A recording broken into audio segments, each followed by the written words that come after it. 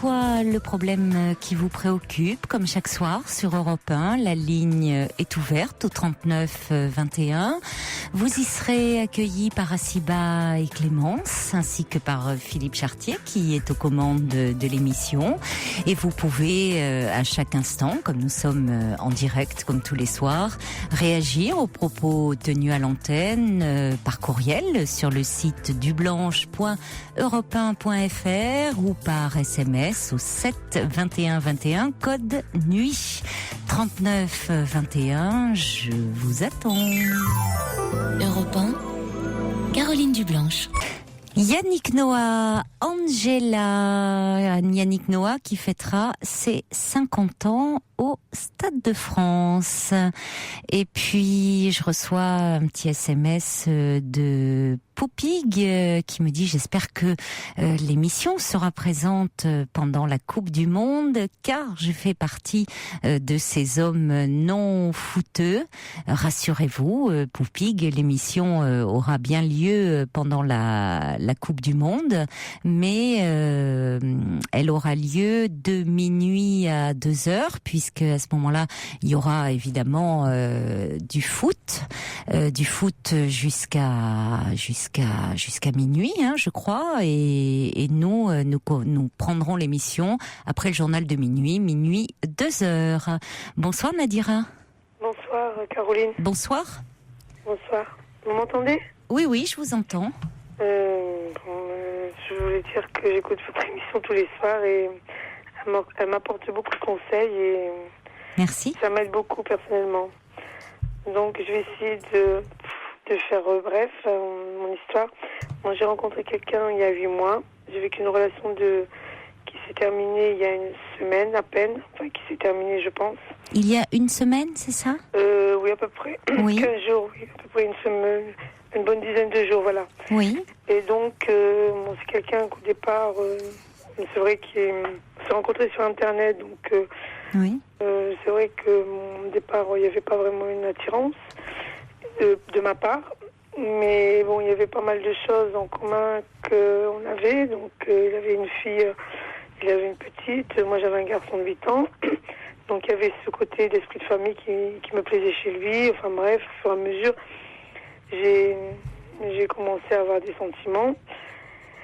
Et donc, voilà, moi, c'est une personne qui est quand même introvertie. Et là, j'ai reçu une sacrée claque parce qu'au bout jusqu'au week-end d'avant, ça avait l'air de tout aller bien, très amoureux, des projets. On était fiancés, on va dire comme ça. Fiancés déjà ? C'était entre nous, hein, quelque part. Hein. C'était D'accord. pas vraiment officiel. Hein. Oui.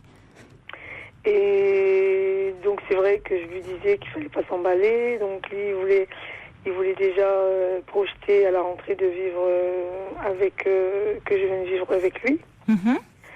Et donc c'est vrai que moi j'avais vécu des histoires assez instables et je trouvais qu'il était stable et qu'il y avait des qualités pour que je puisse refaire ma vie. Donc j'ai fini par pas par m'emballer mais par y croire aussi. Oui. Jusqu'au jour où j'apprends qu'il me dit qu'il a des doutes sur la relation du jour au lendemain. Alors je comprends pas. Du jour au lendemain, il vous parle de doutes et vous Oui. lui avez demandé qu'est-ce qui le faisait douter ? Oui, mais c'est vrai que je suis un peu maladroite parce que je m'emporte, je suis impulsive, je lui ai demandé. Alors il me dit qu'il ne sait plus où il en est, qu'il ne sait pas lui-même ce qui lui arrive, oui. que ses sentiments sont confus. Et donc je lui dis qu'est-ce qui se passe, tout ça. Bon, il me dit qu'il est incapable de savoir, qu'il tient à moi, mais qu'en même temps qu'il a besoin, comme si qu'il avait besoin de prendre du recul, je sais pas, de réfléchir et de se retrouver, voilà. Et qu'il était fatigué. Alors je lui dis c'est un rapport avec nous. Donc au début il est un peu ambigu parce qu'il dit non, après il dit oui. Oui, il ne veut pas trop dire les choses.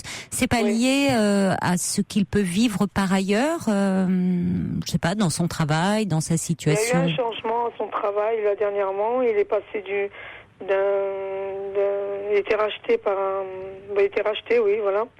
Donc, mais il a quand même le même poste, mais il a été racheté. C'est vrai que l'entreprise dans laquelle il travaille. Oui, voilà, une petite société de peinture. Enfin, je dirais pas plus. Et puis donc, il a été racheté. Et donc, oui. Et éventuellement, il me disait qu'il y avait pas mal de boulot, que c'était, je pensais qu'il y avait un stress, oui, une fatigue. Oui, c'est possible. Voilà. Et oui, je doutais pas. Et puis bon, après, je pensais que c'était lié à ça. Donc après, moi, je lui ai dit, écoute, quand tu seras un peu mieux, tu me rappelleras. Et donc quand je l'ai rappelé, j'ai senti que c'était plus comme avant, il était distant, il était agacé. Et c'est là qu'il m'a dit qu'il avait des doutes sur les sentiments, qu'il savait plus où il en était. Donc moi, je me suis un peu emportée. Je dis, je comprends pas, du jour au lendemain, t'as plus de sentiments. Alors que le week-end d'après, c'était presque comme avant, quoi. Il y avait rien qui faisait penser... Le week-end d'avant, vous voulez dire ?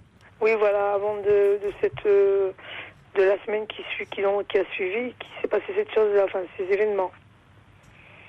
Il n'y avait rien à part des petits conflits comme ça, mais rien qui faisait paraître. Et là, depuis 10 jours, vous n'avez pas de nouvelles, donc. Donc voilà, alors c'est ça. Donc moi c'est que je me suis pris une claque, si vous voulez, parce que c'était quelqu'un. Je lui avais dit, on va pas s'enflammer, on va prendre notre temps et tout. Il me reprochait de pas faire du projet à long terme. Mais moi, j'étais comme ça. Je lui disais, écoute, on fera les choses au fur et à mesure. Mais lui, je lui avais dit, peut-être que tu t'es vite emballé. Donc il s'énerve, il dit non. Alors moi, j'ai essayé de le rappeler. Je lui dis, écoute, il faut qu'on en discute parce que moi, je peux pas rester comme ça en attente. Oui. Je viens de savoir. Et donc c'est là qui s'est un peu emporté, qui s'est un peu renfermé. Il me dit, écoute, je sais pas, je suis pas bien, je sais plus où j'en suis, je sais pas. C'est tout ce que je résume de la relation. Alors j'ai dit, tu peux venir en discuter. Non, je veux rester avec ma fille, j'ai besoin de rester avec ma fille. Donc, oui, il est dans l'évitement, il fuit. Ouais, c'est ce que j'ai compris. Donc je lui ai dit, si tu veux, on arrête là. Alors il me dit non. Alors je dis, pourquoi tu me dis non? Il me dit, oui, mais c'est ce que tu veux, la rupture. Je fais non. Moi, j'ai besoin de savoir. Il vous laisse dans le flou. Ah oui. Mais jusqu'à maintenant, je me sens, je sais pas... c'est angoissant. C'est très angoissant parce que j'ai... qu'on ait rompu... qu'il y ait eu cette rupture, puisque c'est moi qui l'ai provoqué pour être bien en maths, disons que si j'avais pas provoqué cette rupture, j'aurais resté encore en attente indéterminée, je pense. Je sais pas, parce que j'appelle et sur répondeur. Alors je lui laisse des messages en lui disant, écoute, quand tu te sentiras mieux, tu sentiras après. Mais comment vous l'avez provoqué? C'est-à-dire, vous lui avez dit, je souhaite rompre? Je lui ai dit, écoute, je lui ai posé la question, je lui ai dit, écoute, est-ce que tu tiens encore à notre relation? Alors il me dit, je sais pas trop. Je sais plus trop. Alors, il me dit, c'est comme le vélo, j'ai pédalé à fond et maintenant, j'ai plus de force. Alors, c'est agréable, oui. Alors, il me dit, j'ai dit, ah bon? Il dit, oui, mais ça m'empêche que quand je peux reprendre de l'énergie et reprendre... oui, ça s'oublie pas, le vélo. Voilà, et il me dit, oui, mais quand je te vois pas, c'est pas pareil, mais si je te vois, peut-être que ça changerait. Oh, écoutez, c'est énervant, quelqu'un qui parle comme ça, de façon toujours des réponses sibyllines. De toute façon, qu'est-ce que vous voulez vous ne pouvez. Je comprends qu'à un moment vous ayez dit que vous protégez, hein, vous mettez, il met de la distance. Vous ne pouvez qu'acter cela, même si cela vous fait souffrir. Et puis vous verrez bien, parce que 10 jours c'est long quand on attend. Donc vous avez préféré vous dire dans votre tête que c'était fini. Et puis au fond vous verrez bien, peut-être que cet homme va réfléchir et qu'il reviendra, qu'il traverse une passe un peu difficile. Mais c'est finalement vous n'avez pas avancé au même rythme. C'est-à-dire que vous me dites, Nadira, que quand vous l'avez rencontré, vous n'étiez pas spécialement attiré par lui, enfin, et que c'est au fur et à mesure que vous avez appris à l'aimer, au fond, que des sentiments se sont noués, alors que lui a été très vite et assez impulsif, s'est emballé, hein, je reprends votre expression, c'est de cet ordre, enfin... C'est la fois que je dis ça, oui, tout à fait. Non, mais enfin, ça donne un peu ce sentiment, tel que vous nous racontez en tout cas les événements. Oui, mais je veux bien vous croire. mes enfants me disent pareil. Et j'aurais, même ma grande fille me dit, maman, j'aurais pas cru ça de lui, quoi. Je veux dire, il y avait rien. Oui, je pense, oui, ça venait plus de lui. C'était quelqu'un toujours prévenant, toujours attentionné. Bon, oui. hormis ça. Oui, et finalement, c'est au moment où, après vous avoir dit, on passe à une phase plus concrète et au fond où vous acceptez, hein, c'est-à-dire la phase de vous installer ensemble, qui fait marche arrière. Quelque part, non, parce que si vous voulez, quand il a commencé à me dire, écoute, j'ai dit, c'est vrai que tu serais la personne avec qui je voudrais vivre, mais pour le moment, je suis pas encore prête à vivre avec toi. Je lui ai dit. Oui. Mais si je devais choisir la personne avec qui je vivrais, c'est sûr avec toi, mais il me faut du temps encore. Je l'avais dit. Donc après, c'est vrai que je me suis un peu emballée. J'ai dit, pourquoi pas?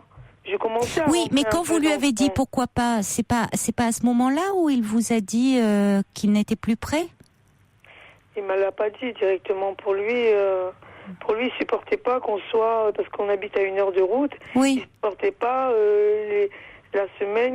Il disait qu'il supportait pas que je sois pas là la semaine avec lui. Oui, d'accord, mais il n'empêche que au moment finalement où les choses pourraient se concrétiser, il traverse une période de doute. Exactement, c'est ça, tout à fait. Et moi, je reste maintenant la frustration parce que il répond pas, il répond pas quoi. Mais non, mais vous ne pouvez pas le forcer à répondre, Nadira. Il semble éviter. Il vous évite parce que alors de deux choses l'une, hein, soit il se défile. Il veut pas vous dire les choses en face, ce qui demande un certain courage, de dire au fond, je me suis emballée, mais c'est pas ce que je croyais. Mes sentiments sont retombés. Je suis moins amoureux, voire plus amoureux. Bon. Où il traverse réellement une période de doute, et il peut avoir besoin d'un peu de repli sur lui-même avant de s'engager vraiment.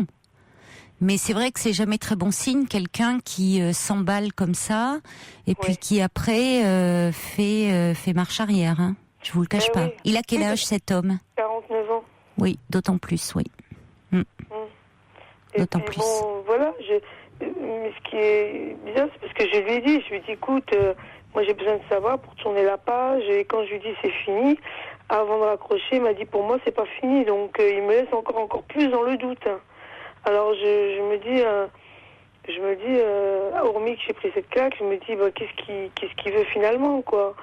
Je provoque la rupture, mais en même temps, il me dit que c'est pas fini. Laissez-le. Pour le moment, l'important, c'est que vous vous protégiez vous. Et finalement, Nadira, dans ce que j'entends, c'est que vous avez besoin de vous dire que c'est comme si c'était fini. Oui, ça, je le fais, ce deuil-là. J'essaye de le faire. Le deuil, le mot, c'est un bien grand mot, parce qu'en 10 jours, D'accord, mais disons que... pour moi, je sais pas si c'est pas de l'orgueil. En même temps, ça fait 8 mois que vous l'avez rencontré. Oui, mais je sais pas si c'est de l'orgueil ou pas, mais pour moi, j'ai trouvé que c'était un manque de respect de sa part, lui qui parlait d'honnêteté, de sincérité, que c'était vraiment Mais il était certainement sincère au moment où il vous a dit tout ça. Mais là, il peut subitement avoir peur au moment où la relation prend une autre tournure. C'est vrai que ça va très très vite quand même, hein. En 8 mois...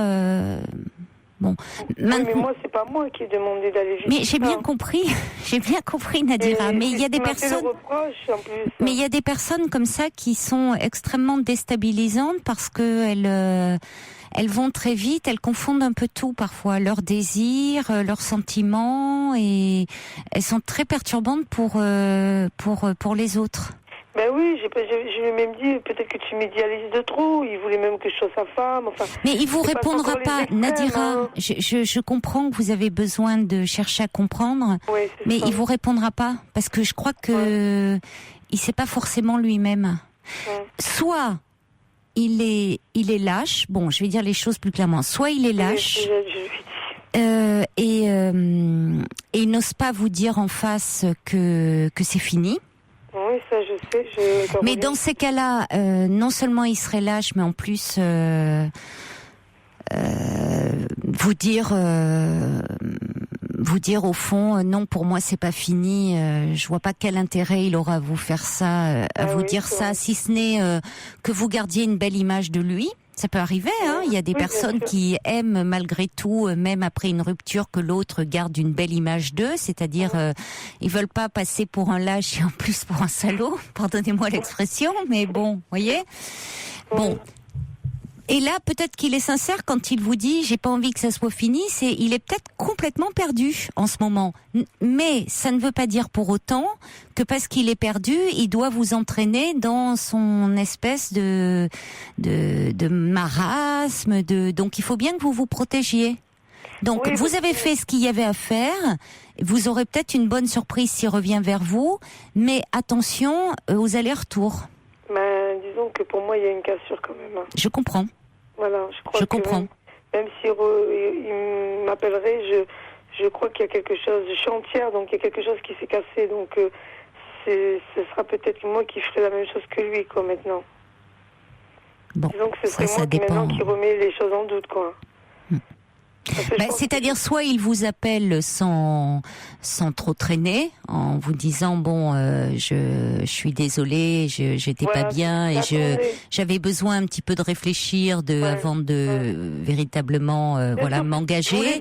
C'est vrai que s'il laisse trop traîner, je comprends que sur une période d'une relation de 8 mois, s'il reste je sais pas moi 2-3 mois en faisant silence radio, ça va pas. Mais bon, j'ai pas envie d'être dans l'attente, c'est clair. Oui, mais je vous comprends, l'attente est terrible. Oui, de toute façon, je me dis que comment il a pu zapper comme ça, quoi. Je pense pas qu'il vous ait zappé. Je pense pas qu'il vous ait zappé. On zappe pas les gens comme ça. Je pense qu'il y a autre chose. Lui seul pourrait le dire, mais. D'accord, mais l'indifférence, le silence, pour moi, ça a été très dur. Le silence témoigne de son malaise, Nadira. Si justement il vous avait, si vous étiez si vous considérez comme une amie, comme si les choses étaient si simples entre vous, il pourrait vous parler simplement au téléphone. Oui, donc ce silence témoigne bien du malaise. Oui, alors il y a Ava qui dit attention, il vous garde peut-être de côté. Et puis il y a Véronique qui dit Nadira, laissez tomber cet homme, vous méritez mieux. La mer est pleine de poissons, ajoute Véronique. Merci, c'est gentil. Et puis il y a Coco qui dit je ne sais pas, mais je trouve que beaucoup d'histoires sur le net commencent rapidement et retombent tout aussi vite. Non, il y a un peu de tout. C'est un peu à l'image de la vie. C'est pas. J'aurais rencontré dans la réalité. Ça arrive aussi dans la réalité, tout à fait. Oui, c'est pas le net que j'accuse. Non. Ça arrive aussi dans la réalité. Et ce que je comprends pas, c'est que comment ça peut me mettre dans cet état-là, quoi. Je comprends que ça vous mette dans cet état-là, hein, Nadira, parce que vous avez mis beaucoup d'espoir dans cette relation. Oui, finalement, vous vous êtes investi, vous, progressivement. Oui. Et puis, au moment où vous commenciez à faire des projets d'avenir, à envisager vous dites que après, finalement, ce qui vous a plu chez cet homme, c'est son esprit de famille. Donc, envisager de pouvoir reconstruire avec lui une vie de famille, vous installer ensemble, eh bien là vous avez l'impression que cet homme vous zappe. Donc déjà vous tourne le dos, ce qui est déjà douloureux, et puis c'est aussi ces espoirs auxquels vous vous accrochiez, ce désir de reconstruire quelque chose que vous voyez s'envoler. Donc c'est douloureux. Même si je sais que je suis forte, je veux dire. Oui. Mais c'est ce truc, c'est ça qui fait que. C'est pas simple. Mais bon, comme dit Nelly, ne vous laissez pas influencer par ces belles paroles ou ces belles promesses. Courage, un autre homme vous rendra plus heureuse. Et puis encore une fois, on ne sait pas. Vous pouvez avoir aussi une surprise de la part de cet homme. On peut 10 jours, c'est aussi court. Il peut peut-être y avoir un délai de réflexion, quelque chose avant qu'il revienne vers vous et qu'il s'engage. Donc, mais bon, c'est pas. Je pense pas que. Il y a Xavier qui dit restez sereine, Nadira, continuez à vivre, laissez-le cogiter, mais restez sur vos gardes et courage à vous. C'est là-dessus, c'est sur les paroles de Xavier qu'on va se quitter. Hein, je crois qu'on a fait un petit peu le point de ce qu'on pouvait se dire. Ouais, je pense qu'il faut du temps et puis j'essaierai parce que j'en ai besoin pour mon fils, parce que c'est vrai que je répercute un peu et puis il avait connu mes enfants, donc c'est tout cet amour-propre qui m'est un peu atteint, quoi. Parce que oui, mais l'amour-propre, on s'en remet. C'est plus des blessures d'amour, c'est plus compliqué. L'amour-propre, on s'en remet, je vous assure.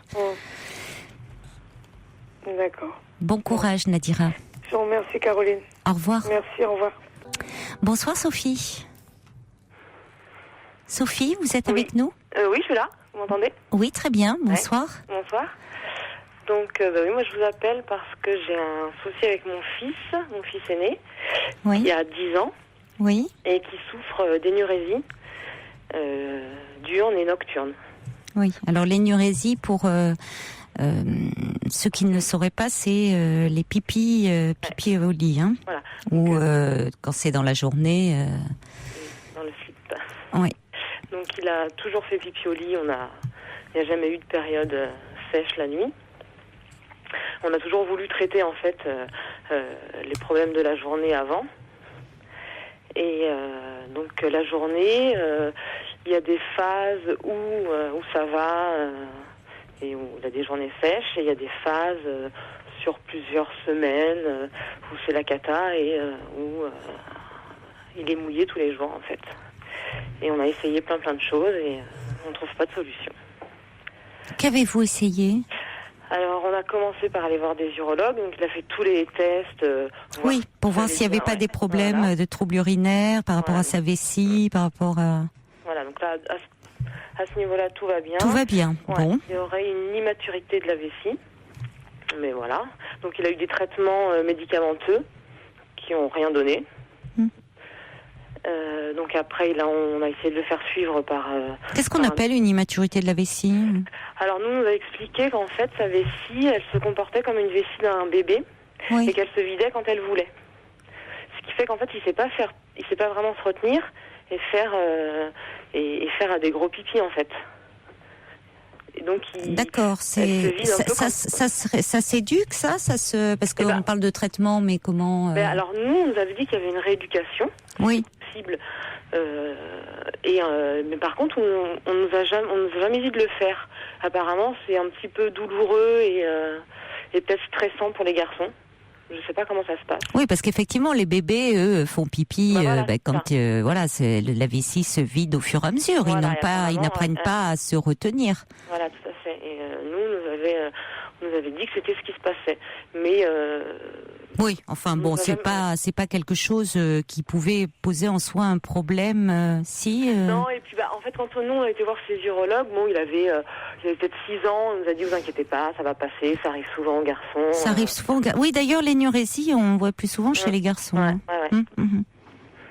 Et puis ça s'est pas passé, quoi. Donc c'est pas passé. Nous, on a eu marre d'avoir des traitements, donc on a essayé de voir des psys. Il en a vu plusieurs. Donc ça se passe plus ou moins. Des pédopsychiatres ? Non. Psychologues ? Ouais, des psychologues. Ouais. Et quel genre ? Qu'est-ce qu'ils vous ont dit ? Il a été suivi quelques mois par un psychologue, donc il discutait en fait beaucoup. Oui. Donc ça lui faisait du bien, mais nous on n'a rien vu de concret. Il n'y a pas de répercussions sur ce symptôme. Et puis on a déménagé à ce moment-là. Oui.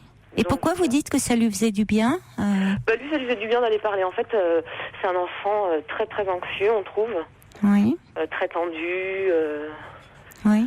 Très renfermé. Oui. Donc, ça lui faisait du bien d'aller parler, quoi. En fait. D'accord. Mais bon. Ensuite, donc on a déménagé, on a reconsulté ici, dans un centre pour enfants. Hein. Oui. Et là, il était suivi par une infirmière, en fait. Il y avait des psychologues, il y avait des infirmières. Donc là, pareil, l'infirmière... Qu'est-ce qu'elle faisait, l'infirmière ? Alors, elle discutait avec lui. Il discutait et il jouait. Il faisait des jeux. Et en fait, elle, pendant plusieurs mois, parce qu'on a discuté ensemble après, elle s'est aperçue que jamais il lui parlait de ce problème-là, en fait. Et pour lui, il n'y avait pas de problème. Donc en fait, il se le cache, son problème. Il se le cache à lui-même. Il veut pas se l'avouer en fait. Il n'arrive pas très bien à en parler. Donc en fait, quand il allait voir l'infirmière, pour lui tout ça allait bien, il n'y avait pas de soucis. À la limite, il savait pas trop pourquoi il était là, quoi. Ils s'amusaient bien, ils discutaient, ils jouaient ensemble. Mais qui a décidé que ça serait une infirmière qui le recevrait ? C'est un centre. Quel est ce centre ? Enfin, pas. Je vous demande pas l'adresse, hein, mais c'est un centre médico-psychologique infantile. Oui, mais ils voient pas de psychologue ou de pédopsychiatre ? Eh ben, pour eux, il y avait pas de raison apparemment. Ouais. Donc, peut-être qu'ils n'étaient pas disponibles. Oui, peut-être, oui. Ouais. Et alors, on nous a après, ça s'est passé pendant une année scolaire, et puis à la fin, il nous a dit, moi, tout va bien, il n'y a pas de raison qu'on continue. Oui, tout va bien si ce n'est que le symptôme continue. Est-ce qu'il est moins anxieux, vous trouvez, moins renfermé ? Peut-être, ouais. Alors, oui, ça c'est important déjà. Et puis on a été voir aussi une ostéopathe. Oui. Il a aussi détendu apparemment. Oui. Elle a fait 3 séances. Et bon, elle dit qu'elle pouvait pas aller plus loin, qu'elle elle le sentait très très tendu. Oui. Elle a réussi en le manipulant à le détendre. Oui. Mais bon, ça n'a pas eu d'effet. Oui, sur son énurésie. Ouais, non. Oui. Est-ce que vous êtes en couple, hein, oui, Sophie ? ouais. Est-ce que son père a souffert d'énurésie ? Non. Non. Non, il a fait pipi au lit tardivement, mais... Oui, quand même. Voilà, jusqu'à quel âge ? Je dirais jusqu'à 5-6 ans. 5-6 ans. Et puis, moi, dans ma famille, j'ai mon frère aussi qui en a souffert, mais que nocturne aussi. Oui. Jusqu'à l'âge adulte. D'accord. Il le sait, ça ? Oui, il le sait, puis j'ai l'impression qu'il le prend un peu comme excuse parfois. C'est-à-dire, qu'est-ce qu'il dit ? Il va dire oui, mais mon oncle aussi. Jusqu'à l'âge adulte, et votre frère commence à l'âge adulte, comment c'est passé tout seul. Il n'a jamais voulu, jamais voulu aller consulter. Oui. Donc c'est passé tout seul. C'est passé tout seul. Ouais. Il en parle parfois, votre fils, à son oncle ? Non, à son oncle, non. Et votre frère n'en parle pas à son neveu ? Non. Non. Comment il en parle, lui, Il n'en parle pas. Il n'en parle pas ? Non. Nous, on lui en parle. Vous lui en parlez comment ? Alors, ça dépend. On essaye un peu tout. Donc là, ces derniers temps, on a essayé de sévir un peu, en fait. Donc, on a passé un contrat ensemble et on lui a dit qu'on voulait plus de fuite la journée. Et que... De fuite ? Ouais. Oui, on appelle ça les fuites, en fait, parce qu'il va jamais faire pipi entièrement sur lui. Donc, il a des fuites. Donc, c'est un peu humiliant. Ouais. Ouais, mais... C'est pas tout à fait la réalité, les fuites. Pour un enfant, je veux dire. C'est important d'utiliser les mots justes. Ouais. Oui. Et comment il a réagi à ce contrat ? Là, ça se passait pas mal. Hein. Bon, ça fait pas longtemps, ça fait une semaine. Mais on lui a dit qu'il fallait qu'il trouve la force en lui, quoi, de contrôler, en fait, et de penser à aller aux toilettes aussi. Oui. Et on a dit qu'on voulait plus de fuite. Et sinon, il serait privé là, il a un jeu, il aime beaucoup un jeu sur l'ordinateur, et qu'il serait privé d'ordinateur pendant une période. Donc là, on a eu une semaine parfaite, quoi. Bon, ça nous plaît pas trop, hein. Je comprends. Perdu, mais je comprends. Non, mais j'entends bien. D'ailleurs, vous n'appelleriez pas, hein, sinon, Sophie. Je comprends que ça soit compliqué pour vous, parce que il faut imaginer aussi le quotidien, hein, d'un enfant comme ça qui qui souffre d'énurésie, avec les nuits. Bon, même si vous mettez des couches la nuit, on oblige. j'imagine, mais à 10 ans, ça peut déborder. Il faut changer les draps. Enfin, non, je comprends que c'est. Attendez, c'est pas un jugement. Hein. J'essaye de voir avec vous. Je comprends que ça soit au bout d'un moment que vous soyez aussi fatigué, puis énervé, exaspéré, que vous essayez tout, comme vous dites. Et d'ailleurs, vous aimeriez bien avoir des témoignages. Hein. C'était aussi le sens, pouvoir partager avec des parents. Donc 39-21, parce que j'imagine qu'il y a des parents qui nous écoutent, qui ont connu cela, et ça serait peut-être bien, ça serait même bien pour vous, Sophie, d'avoir des témoignages de parents ou peut-être d'anciennes personnes qui ont souffert d'énurésie, donc de pipi au lit comme ça, diurne ou nocturne, et dire comment ça s'est passé pour eux et qu'est-ce qui a pu les aider, qu'est-ce qui a pu. Alors je vais vous lire déjà des réactions qui arrivent.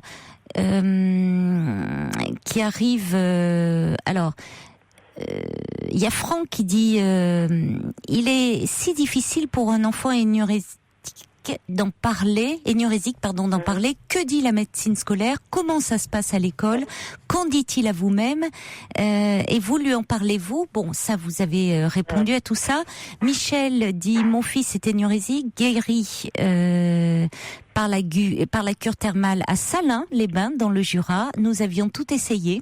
Bon, là, lui, il y a une cure, une cure thermale a été très profitable. Et puis, il y a également le subversif qui dit un enfant qui souffre d'énurésie souvent ne veut pas grandir ou ne peut pas. Pourquoi ne peut-il pas grandir? Quelque chose. On y a pensé. D'intéressant là-dedans. C'est vrai que... Oui, pourquoi? C'est l'aîné de la famille. J'ai 3 filles après. Et alors, il y avait... est-ce que c'est pas l'arrivée de sa petite sœur, enfin, sa première petite sœur, qui aurait provoqué ça? Bon, ça... Parce que... vous avez 3 enfants, hein, c'est 4. Ça? 4. Ouais. Et lui, il est en quelle position? Le premier. Ah, le premier. Ouais. Seul garçon. Aîné. Seul garçon. Ouais. Oui. Et oui, c'est vrai que j'ai eu ma deuxième fille, il avait 2 ans. Donc bon. Mm-hmm. Mais bon, il a été propre. Hein, il a été propre à un moment. Ça se passait bien la journée et c'est progressivement, c'est arrivé, je dirais. Oui, progressivement. À quel moment? On a du mal à se rappeler, mais je dirais vers 4-5 ans, vers la dernière année maternelle. Oui, et vous n'avez pas de souvenir, qu'est-ce qui aurait pu se passer à ce moment-là? Pas. C'est vrai qu'il y a parce que ça, c'est très intéressant qu'il ait été propre, hein, et qu'il se soit remis... Alors, il a été propre, avec toujours besoin d'aller aux toilettes très souvent. Par exemple, si on faisait des voyages en voiture, il fallait qu'on s'arrête très souvent. Mais oui, d'accord, ça c'est autre chose. C'est comme les adultes. Hein. Il y a des gens qui ont une petite vessie et qui ont besoin d'aller uriner assez souvent. Mais bon... Non, mais c'est vrai qu'il y a une phase où il a été propre. Et il y a encore des phases où... là, ça fait longtemps... je dirais, ça fait bien 2 ans où il n'y a pas eu de grande phase tranquille, on va dire. Mais sinon, c'est vrai que c'est par période où ça va vraiment être tous les jours, quoi. Le slip mouillé et le pantalon parfois mouillé aussi. Mais c'est ce que je disais. Et dans ces cas-là, quelle est son attitude? Nous, on lui a dit qu'il fallait qu'il aille se doucher, en fait, à chaque fois qu'il était mouillé. Donc, généralement, il le fait, ou sinon, on lui dit, attention, regarde, Noam, t'es mouillé, va te doucher, quoi. Donc, il y va sans problème. Est-ce qu'il vous paraît un peu honteux? Est-ce que... Non, honteux, non, parce qu'on n'a jamais... Là, oui, vous l'avez jamais humilié? Non, jamais. Et c'est très nouveau, là, où on lui dit, prends-toi en main, on veut que tu sois propre, c'est ce qu'on disait, qu'il y ait peu de fuite. Et c'est très nouveau, hein, sinon on ne disait rien. Notre seule exigence, c'était qu'il aille se laver. À l'école, ça se passe comment? Ça se passe bien, parce que personne ne le sait. Parce que ça se voit pas, en fait. Il arrive à le cacher. Les enseignants ne sont pas au courant? Non. Une fois, une enseignante l'a vu. Et je suis enseignante aussi, et il est dans mon école. Et elle lui a dit, est-ce que tu veux que j'aille voir maman? Il a dit, bah non, pourquoi? Qu'est-ce que j'ai fait? Et puis moi, elle a laissé tomber. Oui, mais c'est une façon aussi de banaliser quelque chose, parce que c'est pour lui, c'est pas facile d'en parler. Oui, hein, c'est quand même. même. Banaliser, je pense, c'est se le cacher à lui-même. Bien sûr, oui. Bon, alors c'est un symptôme, hein, c'est pas, si vous voulez. Alors je reçois un mail de JC qui dit attention, une immaturité de la vessie, c'est un trouble physique. Votre fils a grandi depuis les premières investigations urologiques. Il faut les refaire. Méfiez-vous de ne pas psychologiser quelque chose qui peut avoir une base somatique réelle. Le pipi 2 jours à 10 ans doit être pris au sérieux. C'est exactement ce que je me dis. Mais... Bon, pourquoi pas, si ça peut vous rassurer. Mais en même temps, il y a beaucoup, et notamment chez les garçons, des garçons qui font pipi au-delà de 10 ans. Et ça doit être, c'est pas pour autant qu'on ne doit pas le prendre au sérieux. C'est Françoise Dolto, qui la première s'est intéressée à ces histoires de pipi au lit. On l'appelait docteur pipi à ce moment-là. Ses confrères, c'est pas très gentil, vous imaginez bien, parce qu'on me disait qu'est-ce qu'elle s'intéresse à ces pipis, c'est vraiment inintéressant. Je crois que c'est vraiment un problème qui touche beaucoup de gens. Mais oui, et c'était la première qui finalement a dit que c'était un symptôme et qu'à travers ce symptôme, l'enfant a exprimé quelque chose qu'il ne pouvait pas dire en mots. C'est pas étonnant que votre fils ait du mal à en parler. C'est quelque chose qu'il n'arrive pas à exprimer. Donc, ça se traduit comme ça à travers son corps. Ouais, tout à fait. Donc, une difficulté qu'il ressent. Alors, c'est vrai que, si vous voulez, c'est là où une difficulté qu'il ressent, le punir et lui dire tu seras privé d'eux, il y a quelque chose d'un peu contradictoire. C'est ce qu'on a pensé jusqu'à maintenant, mais c'est vrai j'en reparlais avec mon homéopathe qui disait peut-être essayer de le... Parce que c'est un enfant aussi c'est un intello, il a un cerveau et il oublie le reste de son corps. Il a pas de... Il oublie le reste de son corps, en fait. Il réfléchit beaucoup, il lit beaucoup, il pense beaucoup. Mais justement. Et il oublie son corps, quoi. Justement, il y aurait peut-être quelque chose à faire pour le reconnecter à son corps. Il n'aime pas du tout, tout ce qui est sport, tout ce qui est... Voilà, tout à fait, il fait pas de sport. On n'arrive pas il n'aime pas, à lui trouver un sport. Après tout, quelque chose... Oui, mais si c'est un enfant qui réfléchit beaucoup, qui... lit énormément. Qu'il lit énormément. Mais justement, c'est en même temps, il y a des qualités derrière. Mais oui, donc le corps, tout ce qui est d'ordre des sensations et tout, et pas forcément. Peut-être qu'il faut valoriser ce côté-là. C'est ce que dit le subversif, c'est-à-dire qu'il compte pour vous, le renarcissiser un peu, comme on dit dans notre jargon. On va accueillir, vous souhaitiez des réactions, on va accueillir Catherine qui est avec nous au 3921. Bonsoir Catherine. Bonsoir Caroline. Bonsoir.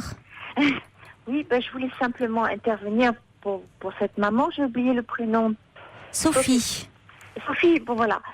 Moi j'ai 58 ans et j'étais une petite fille qui a fait pipi au lit pendant très très très longtemps, mais la nuit. Et moi je suis née en Afrique noire, j'ai vécu là-bas jusqu'à l'âge de 9 ans. Et puis c'est quand on est rentré en France que j'ai commencé, je pense qu'il y avait un changement psychologique, j'étais complètement désorientée. Et c'est là qu'on s'est rendu compte au fur et à mesure, parce que mon frère avait 4 ans et il était beaucoup plus petit que moi. Il y avait une jalousie parce que quand j'étais en Afrique, je vivais un peu comme une petite sauvageonne. Et puis quand on est rentré en France, et contrainte de l'école, il y a des problèmes scolaires, de retard scolaire, la jalousie vis-à-vis de mon frère. C'est ce que j'ai pu analyser après en faisant une psychothérapie analytique en tant qu'adulte. Mais mes parents étaient très compréhensifs, c'était très douloureux pour moi. J'imagine ce que ce petit garçon peut ressentir parce que c'est une honte absolument épouvantable. On peut pas m'envoyer en colonie de vacances ou passer une soirée dans mes copines parce que c'était affreux. Et ma mère m'a envoyée, elle m'a envoyée à l'hôpital des enfants malades. On est allés ensemble. Et là, je me rappellerai toujours, c'était le docteur Salomon, qui est une femme extraordinaire et qui m'a suivie. J'allais régulièrement, j'ai pas de traitement. Je pense qu'elle m'a suivie sur un plan psychologique. À l'époque, ça se faisait pas beaucoup, parce que je suis née en 51, j'ai 58 ans. Donc, et ça s'est rétabli petit à petit. Et je pense que ma mère a agi de façon, je me rends compte après, les années passant, en me donnant beaucoup plus d'importance, peut-être privilégier beaucoup plus mon frère que moi. Ça a attiré beaucoup. Bon, c'est le sentiment que j'ai, hein. Ouais. Voilà. Mais bon, c'est très douloureux. Ce petit garçon. Comment s'appelle votre petit garçon? On ne donne pas de prénom. Ah, pardon. Oui, Et on donc, évite à l'antenne, oui. Oui. Et donc je sais pas comment vous expliquer, mais moi je sais que dans les hôpitaux, ils sont extraordinaires. Et moi, heureusement que j'ai rencontré ce docteur, c'est une femme, et vraiment... Alors c'était un système absolument, peut-être qui peut paraître complètement ridicule. Bon, je me souviens plus très bien parce que j'étais une petite fille du discours qu'elle pouvait me tenir, mais j'avais un très beau, un très grand calendrier. Et à chaque fois que je ne faisais pas pipi, il fallait que je mette, j'avais des crayons de couleur, que je mette des crayons... Et j'ai essayé aussi ça, ouais. Je l'ai essayé aussi. Ouais, c'est un calendrier avec... Oui. Ouais, mais... Oui, ça n'a rien donné, écoute, ouais. ça a rien donné. Mais s'il était peut-être un petit peu moins anxieux, un peu moins tendu, un peu moins là, envoyé, peut-être que ça se... Il y a aussi une question, c'est que moi j'étais une petite fille, même pendant longtemps, après en tant qu'adulte, plus maintenant parce qu'en vieillissant c'est fini, mais j'avais pas du tout confiance en moi, absolument. C'était un manque total de confiance en soi, complet. Ouais. On se dévalorise complètement. Oui, c'est intéressant votre témoignage, oui. Je me souviens que vraiment, puis moi j'ai beaucoup souffert de ma scolarité parce que j'étais en retard. J'avais une dispense d'éducation nationale de 3 années comme je n'avais pas été à l'école en Afrique. Et je me prenais vraiment pour, entre guillemets, pour une, vous voyez, je me prenais vraiment pour rien du tout. Je me considérais absolument pas. Et en fin de compte, je pense qu'à travers ça, en tant qu'enfant, on se souille. Est-ce qu'il a... que j'ai... Oui. Pardon, est-ce que je voulais demander à Sophie, est-ce qu'il est informé un peu, est-ce que sur la sexualité, est-ce qu'il a des choses? Je vous pose cette question parce que justement, Françoise Dolto, que je citais, qui a beaucoup travaillé sur ces histoires-là, disait que souvent, les enfants qui étaient énurétiques, et notamment les petits garçons, ne savaient pas, au fond, que leur sexe leur servait aussi à autre chose qu'à faire pipi. Et n'avaient pas conscience, avaient besoin un petit peu qu'on leur parle aussi. Il sait comment on fait les enfants, on en parle ensemble, il y a des livres à la maison. D'accord, il est informé de ce côté-là. Oui, il est informé, ouais. Et puis, c'est vrai que c'est dur parce que c'est vrai qu'il va bien, quoi. Dernièrement, on a été revoir une psychologue dans Pourquoi notre c'est ville. dur? Non, mais non, c'est bien, mais c'est vrai qu'on n'arrive pas à comprendre, quoi. On a été revoir une psychologue, voir si on remettait en place quelque chose, qu'il a vu une fois et qui a dit... et Sophie, comment, quand par exemple la nuit ou dans la nuit, il se réveille, il fait pipi au lit, il vient vous voir, vous lui faites des échanges? Non, il se réveille pas. Il se réveille pas. Il se réveille pas. Non, il se réveille pas. On a déjà essayé de le réveiller la nuit pour qu'il aille faire pipi. Moi, je me réveillais systématiquement. Ouais. C'était j'allais chercher ma mère ou ma mère. Ah, oui, c'était terrible. Puis elle a essayé de... Ah, il se réveille pas. Non. Pas du tout. Ah, ouais. Alors il y a quelqu'un, c'est Isabelle qui se risque à une interprétation. Elle envoie un petit message par SMS en disant: le mot fuite me fait penser au mot secret. N'y aurait-il pas de secret de famille très ancien ou de résonance avec l'oncle? C'est vrai que quand c'est intéressant, en tout cas son interprétation, quand on dit il y a une fuite, il y a un double tranchant. Je me suis jamais penchée sur ce vocabulaire fuite. Je sais pas pourquoi on utilise ce mot-là. Parce que c'est pas un pipi entier, je pense. Moi, je le prends comme ça. Je dis une fuite parce qu'il le fait pas entièrement. D'accord.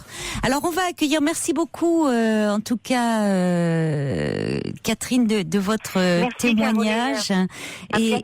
À bientôt, au revoir. Et on va accueillir Christophe, je crois, qui est avec nous. Donc, alors, il y a quelqu'un qui me dit par SMS d'essayer la natation, mais en même temps, vous avez un petit garçon qui aime pas trop le sport. Voilà, peut-être qu'il faudrait voir quelque chose qui... faire du sport, mais Oui, en même temps, bon, s'il aime pas trop, mais il y a peut-être quelque chose qui lui plairait davantage. Bonsoir Christophe, on va conclure avec vous. Bonsoir. Bonsoir. On vous écoute, Christophe.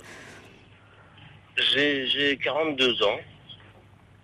J'ai fait pipi jusqu'à l'âge de 11 ans, au lit. C'était la nuit, c'était pas le jour. Et je pense que là, en entendant la maman de ce petit garçon, je me dis surtout, il faut qu'ils arrêtent de lui faire des examens, des machins, avec le psy, etc. quoi. Parce que le petit garçon, même s'il va bien, je pense qu'il est perturbé déjà par son léger handicap. Hein. Je me mets à la place des parents. C'est sûr que c'est gênant d'avoir un petit bonhomme qui fait pipi le jour, qui fait pipi la nuit. Mais je crois que arrêtez de lui mettre la pression et il arrêtera de choses, quoi. Ouais. C'est difficile, c'est facile à dire. Dit hein. parfois aussi, non. Mais là, c'est parce qu'il va rentrer dans l'adolescence et que c'est pour lui, quoi. Oui, non, mais. Mais souvent, ça passe, hein, l'adolescence. Oui, voilà, c'est ce qu'on se dit. Bien sûr, mais bien sûr, ça passe.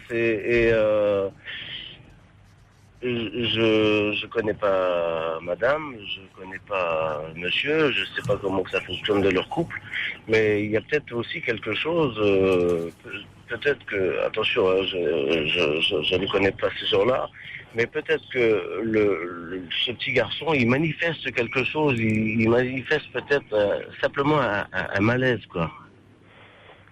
Et il faut peut-être faire attention à ça, quoi. Il y a peut-être des choses que les parents, on est la tête dans le guidon, il y a plein de choses qu'on loupe, hein, qu'on ne voit pas. Et peut-être qu'en changeant simplement le comportement des parents, vous voyez ce que je veux dire? Peut-être que le problème, attention, hein, je mesure mes paroles, hein, mais peut-être que le problème, il n'est pas chez l'enfant, il est peut-être chez les parents. Excusez-moi, madame, hein, mais... Non, mais... Mais il y a peut-être des choses qu'il faut rectifier. Enfin, moi, je sais que quand j'étais gamin, j'étais pas sûr de moi, etc. Il y avait plein de choses. Là, le problème, c'est que lui, il manque pas d'assurance, quoi. Non, mais il manque pas d'assurance. Vous, si vous avez pas envie de dire à quelqu'un que vous n'allez pas bien, vous dites que vous allez bien, c'est tout. C'est pas un imbécile, ce garçon. Apparemment, il est plus intello que physique. Bon, c'est très bien, mais il faut peut-être creuser du côté... il y a l'histoire du tonton, là, mais pour le petit bonhomme, là, l'histoire que j'entends là, c'est peut-être... Les parents, ils ont déménagé, ils vont encore chercher une infirmière, etc. Vous imaginez la pression ? Ouais, mais on en parle avec lui. Après, si lui il refuse, il y va pas. Je veux dire, hein, quand il veut pas y aller, il y va pas. Hein. En tout cas, vous aviez dit aussi qu'à un moment, le fait qu'il ait vu un psychologue parce qu'il était aussi très anxieux, très tendu, très renfermé, ça lui avait fait beaucoup de bien. Donc, je comprends ce que vous voulez dire, Christophe, par rapport à ne pas lui mettre la pression, et ça, je vous rejoins. Mais le fait qu'il était très anxieux, lui-même disait que ça lui faisait du bien de parler. Voyez. Donc, bon. Donc, et vous, ça s'est arrêté tout seul alors, ah ouais, Christophe, c'est ça, ça s'est arrêté tout seul. Il y a First Lisa qui vous rejoint, qui dit j'ai été en pension et apparemment elle avait ce problème-là. Elle dit humiliée par les religieuses, faire attention de ne pas le blesser. Quelqu'un qui dit peut-être pour ce petit garçon le yoga. Alors, en même temps le yoga c'est pour les enfants c'est pas évident, ou la danse. Peut-être aussi, je sais pas, parce que il a avec son corps un peu du mal à connecter à son corps dans le sens de la psychomotricité. Ça peut être bon aussi ça. Un peu de psychomotricité parce que c'est de toute façon même il y a des adultes où on se rend compte on est parfois mal latéralisé ou un peu et on aurait eu un peu, je parle pour moi, un peu de motricité de psychomotricité dans l'enfance, ça peut être pas mal, et puis ça permet de bien se reconnecter à son corps. Il y a quelqu'un qui dit ne chercherait-il pas votre attention au fond, montrez-lui qu'il peut être important autrement. Françoise dit... J'ai 3 enfants, moi, maintenant. Ouais. Et ça va, tout va bien? J'ai 3 enfants. J'ai le petit dernier, il a 3 ans. Oui. Bon, après 3 ans, c'est normal qu'il fasse pipi, qu'il se fasse de temps en temps, de jour comme de nuit. Oui.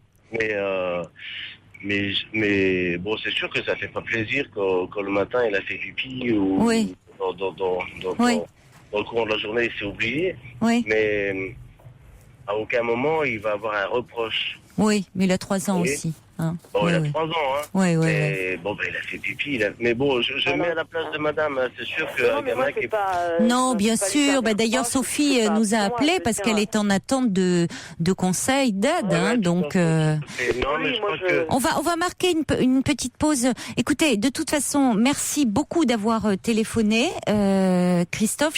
On va marquer une pause musicale. Merci Sophie. Restez avec nous à l'écoute parce qu'après on va passer un peu de musique. Après le journal de minuit, on va certainement avoir des réactions par courriel et par SMS. Donc restez à l'écoute, Sophie. Je les lirai. D'accord ? Je vous remercie. Voilà.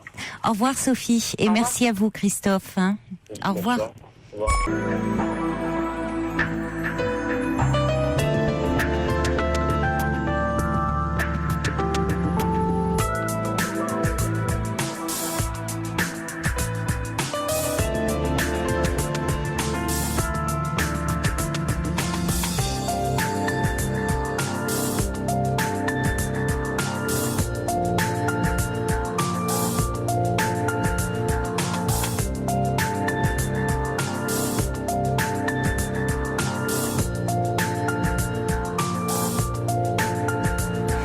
Nous sommes ensemble jusqu'à 1h. La ligne est ouverte au 39 21 et vous pouvez bien sûr nous faire part de tous vos commentaires au 7 21 21 code nuit ou par courriel sur le site dublanche.europe1.fr. Beaucoup de réactions au témoignage de Sophie dont le petit garçon de 10 ans souffre d'énurésie diurne et nocturne. Alors Coxy, des courriels qui arrivent. Coxy dit « Mon fils de 8 ans souffre également d'énurésie diurne et nocturne. Pendant longtemps, médecins et entourage estimaient que c'était un problème psychologique et cela le minait.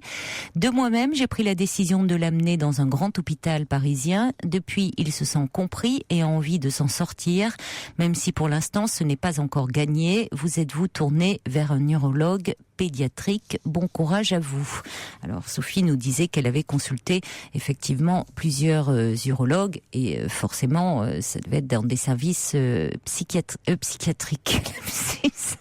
Je suis obsédée par la psychiatrie, on n'en revient pas. Des urologues psychiatriques, ça serait pas mal. Pédiatrique, pardon. André dit « J'ai 54 ans et ma jeunesse a été fortement perturbée par le pipi au lit. Il m'est arrivé de faire pipi jusqu'à 16 ans. J'ai suivi une cure qui m'a aidée. Je reste convaincue qu'il y a un souci émotionnel derrière ce problème d'énurésie, ainsi qu'un problème d'affirmation de soi, une grosse timidité, certainement dans mon cas, mais il n'était pas impossible d'en parler, ne pas punir, au contraire, et conforter avec beaucoup de tendresse. » Et Gabriel, qui est un homme également, qui dit « Ne rigolez pas, mais pour moi cela s'est arrêté en dormant sur un matelas de fougère femelle, 3 petits points de suspension, confectionné par ma mère. Dans la tête, me direz-vous, peut-être, mais qu'importe, cela a marché. » Ben oui, Gabriel, il suffit d'y croire, c'est ce qu'on appelle l'autosuggestion. Et en plus, ça avait été confectionné par votre mère, donc ça avait d'autant plus d'importance. Alors Yaneli qui dit peut-être que la place de cet enfant au sein de la fratrie pose problème. Peut-être, oui. On n'a pas évoqué suffisamment cela. Sophie nous disait que c'est le seul garçon, c'est l'aîné, et qu'il est arrivé derrière 3 petites sœurs. Donc, peut-être est-ce une façon d'attirer l'attention sur lui. Vous avez été nombreux à dire cela et dire que de cette façon-là, même si Sophie et son mari ont tout fait pour s'occuper de lui, il mobilise beaucoup l'attention de la famille à travers ce symptôme. Laurent, lui, dit « J'ai été... interpellée par la phrase de Sophie quand elle a parlé de son petit garçon en disant c'est un intello, il oublie son corps. Elle nous disait que donc il était beaucoup dans les livres, que c'était un cérébral. Et il dit il serait peut-être important de ne pas banaliser le corps et de ne pas séparer le corps et l'esprit. Et Laure dit il est plus intello que physique, mais ici c'est bien le corps qui parle. Et puis Pascaline dit: mon fils est guéri de son énurésie nocturne. Nous avons décidé, sur les conseils d'un pédopsychiatre, que le drap sec valait 10 centimes, un drap mouillé le privait juste des 10 centimes. Avec sa petite fortune, il s'est offert un jeu. J'ai continué de payer le drap sec pendant plusieurs mois. Ça, c'est réglé en 6 mois. Et oui, la rééducation, le dressage, ça marche aussi avec les enfants. Ça devait être un pédopsychiatre comportementaliste. Ouais, ça peut marcher, mais l'inconscient est retors et le symptôme peut se déplacer. C'est mon point de vue, hein, mais bon. Et on a des messages qui arrivent aussi par SMS au 7 21 21 code nuit, qui dit: je suis une personne anxieuse et lors de fort stress, j'ai des fuites urinaires. Alors, une personne qui parle de précocité, il est peut-être précoce et devrait sauter une classe. S'ennuie-t-il à l'école? C'est vrai que c'est un petit garçon qui est beaucoup dans les livres, beaucoup comme ça à réfléchir. Laurent dit: mon filleul a 17 ans et il fait pipi au lit toujours malgré des dizaines de traitements. Françoise dit: j'ai fait pipi au lit la nuit jusqu'à l'âge de 12 ans. Tout s'est arrêté à ma puberté. Et Skinrid dit: peut-être que ce jeune garçon exprime inconsciemment la peur de manquer d'attention de la part de ses parents par rapport à sa position d'aîné dans la fratrie. Et puis il y a Isabelle qui dit: j'ai pas interprété comme celle-là cette définition de mon texto, c'était par rapport sur les fuites et le secret. Alors c'était une autre Isabelle dont le prénom était EL. Voilà, vous êtes plusieurs Isabelle. On va maintenant accueillir Marie-Josée. Bonsoir Marie-Josée. Bonsoir Caroline. Et je vous remercie de votre patience. Oui. Oui, mais je suis heureuse de vous avoir parce que hier soir j'ai noté sur ma main le 39-21 et je pensais pas vous appeler aujourd'hui, mais je le fais parce que mon problème est tout à fait différent. Je suis avec un veuve, j'ai 61 ans, avec un Tanguy, plus que Tanguy, un enfant qui est bientôt de 30 ans et qui est à la maison et qui me pose beaucoup de problèmes. Oui. Oui. Pourquoi? Outre le fait qu'il a du mal à voler de ses propres ailes? C'est grâce à une de mes sœurs qui m'a confié que mon fils ne touchait plus d'argent depuis le 30 juin de l'année passée.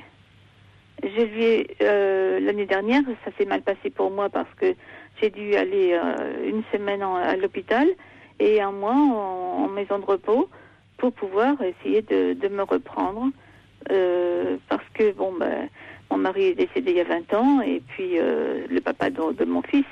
Oui. Et c'est assez difficile dans la mesure où c'est sa maison et puis au niveau même des travaux que je fais faire, il m'ennuie, il est toujours inquiet, il est toujours et là j'ai su qu'il ne touche même pas d'argent, il n'a pas d'emploi et il ne reçoit même pas rien il n'a même pas fait son dossier.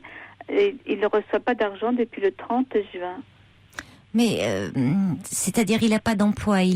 Qu'est-ce qui s'est passé depuis le 30 juin? Il avait un emploi auparavant? Non, il était déjà en formation. Il est toujours il reste en formation et puis ça se passe pas bien. Quand il a un emploi, il est tellement préoccupé par autre chose parce qu'il fait du bénévolat. Et il est pris dans sa tête. Il fait du bénévolat dans quel type d'association? Il se prend de passion pour d'autres, pour une restauration, parce qu'il a besoin de repères masculins. Et donc là, il a trouvé dans la restauration je vais pas trop dire ce que c'est, mais il est préoccupé, si bien qu'il a. Il est préoccupé par quoi? Il est préoccupé par quoi? On le sollicite beaucoup, que ce soit pour de la sonorisation, que ce soit pour de l'animation, que ce soit pour la restauration je vais pas dire parce que c'est pas trop précis. Oui. Et il se donne parce que il fait plaisir ailleurs, mais il oublie il oublie son propre projet de retrouver un emploi, de vivre sa vie. Il a bientôt 30 ans. Et là, moi j'ai su depuis 2 semaines que ça m'a été dit, et c'est depuis le 30 juin. Ça vous a été dit, vous avez appris, ce n'est pas lui qui vous a dit qu'il... c'est par une de mes sœurs, parce que jusqu'à l'année d'avant, j'avais mis un contrat, parce que je fais des paliers, et j'avais mis un contrat, que je lui demandais, comme il touchait de l'argent, il recevait des indemnités de la CEDIC, au moins qu'il participe pour apprendre à gérer sa vie, au moins d'un tiers des factures principales de la maison. Et il l'a pas fait. Et là, il était très désagréable avec moi. Et puis, en fait, là, j'ai su pourquoi, parce que effectivement, il était mal à l'aise et il pouvait pas. Et c'était. Mais vous l'avez abordé avec lui ? Pardon ? Vous l'avez abordé avec lui ? Le problème ? Oui. Oui, je lui ai dit le soir même que je l'ai su. Et là, il a été agressif. Oui. Quand il a su que moi je savais, il a commencé par à être désagréable avec moi. Bon, ce qui s'est passé aussi, c'est qu'il a reçu beaucoup d'argent. Mon mari est décédé il y a 20 ans, et puis... Donc il avait 10 ans. Pardon ? Il avait 10 ans. Oui. Quand votre fils... Quand et son l'aîné père... avait 20 ans, presque 20 ans. Et puis, bon, c'est vrai que ça a été difficile. Et 6 ans après son décès, le décès de mon mari, j'ai su que c'était à cause de l'amiante qu'il était décédé. Donc j'ai mis en route vers le tribunal pour pouvoir, ce qui m'a été conseillé, pour pouvoir. Et j'ai obtenu simplement gain de cause en 2003, avant quand même, et parce que là j'ai pu réouvrir le dossier parce que bon. Et j'ai obtenu, même en allant en cour d'appel toute seule, en 2003, beaucoup d'argent pour les 2 de mes fils, et puis pour moi, et puis en réparation. Et Geoffroy, mon fils est en train de manger tout ce qu'il a reçu, parce qu'il n'a pas d'argent, mais il est rentier, comme si... oui, bien sûr. Il ne se rend pas compte. Oui. Il se rend pas compte. Oui, ça lui permet pour le moment. Parce qu'il disait que c'était pas pour lui. Et là, il est en train de manger tout. De dépenser parce qu'il fait du bénévolat, il est content de rendre service, il est content de dire oui, et puis de ne pas refuser. Alors c'est pas une solution. Là cette semaine il est en formation, il passe. Là j'ai appelé parce qu'il rentre pas ce soir, il rentrait pas parce que hier soir ça s'est mal passé entre nous deux. Je lui ai dit moi j'en ai assez de ce genre d'attitude, et ce matin il a fait ses paquets, puis il m'a dit je serai pas là pendant plusieurs jours. Je pense que ça l'arrange d'un autre côté, et puis qu'il il a du monde pour l'accueillir peut-être là où il est pour quelques jours, pour trouver un autre métier, parce qu'il ne réussit pas effectivement, parce que il est pris par d'autres choses, et il perd son travail pour ça, et il est pas apte à... C'est vrai qu'il avait des problèmes tout petit, il était dyslexique, il était bon. C'est vrai, quand on a un papa qui est malade, ça se passe pas bien. Et moi aussi, j'ai pas peut-être fait ce qu'il fallait. Et il était en rééducation. J'ai pas toujours suivi. J'étais à un travail. Moi, j'ai fait ma santé aussi. C'était compliqué. Et puis là, ce soir, je me suis dit, je fais le numéro, tant pis. Est-ce qu'il a une formation, votre fils ? Parce que j'ai besoin de conseils aussi. Parce que est-ce que je dois le mettre dehors ? C'est sa maison. Il me dit, c'est sa maison. Mais par contre, il n'est pas apte, il n'est pas capable de m'encourager dans les travaux que je fais. Il y a besoin de faire des travaux.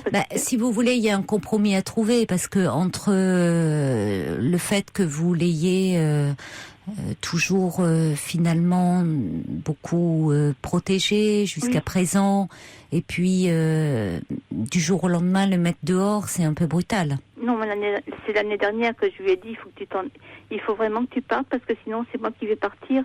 Et je lui ai dit, si je quitterai pas la maison, je pourrai pas continuer à vivre. Et j'ai eu une semaine, il a squatté chez un de ses cousins, et puis moi j'ai eu une semaine à l'hôpital, et puis j'ai fait un mois en maison de repos. Mais parce que vous ne supportiez plus la relation avec lui ? Entre autres. Oui, entre autres, ce n'était pas les seules raisons. Oui, parce que c'était très difficile. Je suis très solitaire et je suis très bien chez moi. Avant, je réussissais à faire tout ce que je pouvais à l'extérieur, à l'intérieur. Et puis, comme de réussir les travaux, puisque j'ai reçu de l'argent, maintenant, je peux faire de l'entretien. Je peux faire des travaux. La maison, il y a des problèmes à la maison. C'est une maison qu'on a construite, mon mari et moi. Et il y a des problèmes, des fissures, il y a des choses à faire. Mais il est contre les travaux que je fais. Oui, mais enfin, écoutez, ça vous regarde, hein, la maison, tant que vous êtes là, elle vous appartient, hein. Mais il m'a répondu l'année dernière, tu fais ce que tu veux, parce qu'il n'était pas d'accord pour ce que je veux faire, tu fais ce que tu veux, quand tu seras plus là, je ferai ce que je veux, moi. Vous lui dites très bien, mais il se trouve que actuellement, je suis chez moi. Oui. Vraiment. Et puis, là, il est parti ce matin en faisant ses paquets pour quelques jours. Et j'ai bloqué les serrures ce soir pour qu'il puisse pas rentrer éventuellement s'il n'avait pas d'endroit où aller. Donc là, j'espère il faut vraiment que je le mette dehors. Ah, vous avez bloqué les serrures ? J'ai bloqué, c'est-à-dire qu'il pourra pas. J'ai mis les clés dans les serrures, et puis il pourra pas, et même avec sa clé, il pourra pas ouvrir. S'il revenait. Bon, il n'est pas rentré là ce soir, de toute façon, il serait pas revenu, puisqu'il a ce qu'il faut.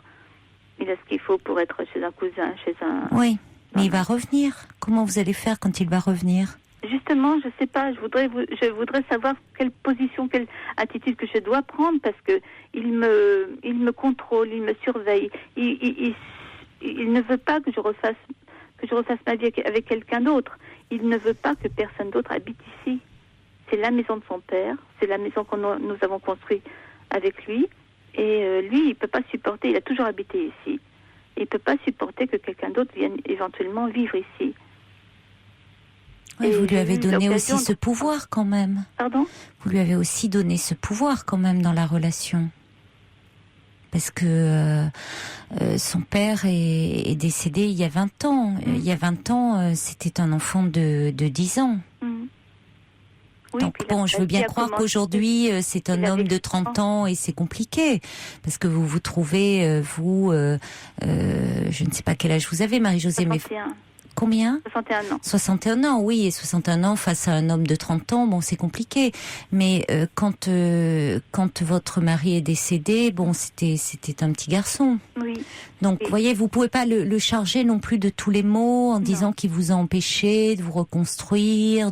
Alors maintenant, vous en avez ce désir et vous vous sentez évidemment très contrainte par ce fils qui vous tyrannise, qui effectivement n'est pas gentil dans le sens où il vous empêche même par rapport, il critique les travaux que vous faites et ça, je comprends que ça soit difficile à vivre pour vous, mais il y a eu un moment aussi où vous auriez pu justement envisager de refaire votre vie. À ce moment-là, pour des raisons qui vous sont personnelles, vous ne l'avez pas fait. Alors maintenant, il n'a pas accepté. Donc j'ai demandé à cette personne de s'en aller. Oui, mais en même temps, si vous voulez, c'est pas un enfant de décider, si le parent peut refaire sa vie. Peut refaire sa vie. Oui. Alors, maintenant, écoutez, si la cohabitation est difficile, vous lui dites peut-être que ça devient très compliqué et que c'est peut-être aussi ce qui va l'amener à se prendre en charge, c'est-à-dire à prendre en compte la réalité, c'est-à-dire que le bénévolat, comme dit Coco, ces activités, ça semble lui donner l'impression d'être utile, c'est une situation plus concrète et motivante qu'une recherche d'emploi. Des hommes. Il est utile avec des hommes. Bon, alors il a peut-être une quête paternelle. Néanmoins, s'il veut se loger, se nourrir et tout ça, c'est pas ça qui va le nourrir. Non. Donc. Mais là, il est en train de manger de l'argent qu'il a reçu. Oui, c'est son problème. Oui. C'est son problème, c'est-à-dire que après tout, avec l'argent qu'il a reçu, il peut aussi se prendre un petit studio. Ben oui, le jour qu'il m'a demandé il y a 3 ans, maman, est-ce que tu veux bien me servir de caution pour pouvoir avoir un appartement ? Parce que je lui avais déjà demandé de prendre son indépendance. Je lui ai dit non, je ne ferai pas ça. Il y a des organismes qui peuvent t'aider. Tu dois pouvoir te débrouiller tout seul. Et là, ça s'est pas fait, donc il est resté à la maison. travail, et puis donc il a repris un travail, mais il m'a confié que le dernier emploi qu'il avait eu, c'est à cause du bénévolat qu'il faisait, et il avait la tête ailleurs, il est pas assez attentif. Et depuis tout petit, tout bébé qu'il était, son père voulait pas l'avoir, de toute façon. Et puis après, oui, mais enfin, on va pas refaire toute l'histoire, hein, Marie-Josée, parce que son père voulait pas l'avoir. Écoutez, c'est une chose, mais... Oui, mais maintenant, il a bientôt 30 ans, il faut quand même qu'il devienne adulte et qu'il assure. Parce que moi, ça me propose beaucoup de problèmes. Et moi aussi, j'ai envie de bouger, j'ai envie... Et là, il était pas là ce soir, je revivais. J'étais heureuse, heureuse, enfin, soucieuse quand même. Mais c'est vraiment... je sais qu'il y a beaucoup de femmes qui sont dans mon cœur, qui sont avec des tanguis, qui sont...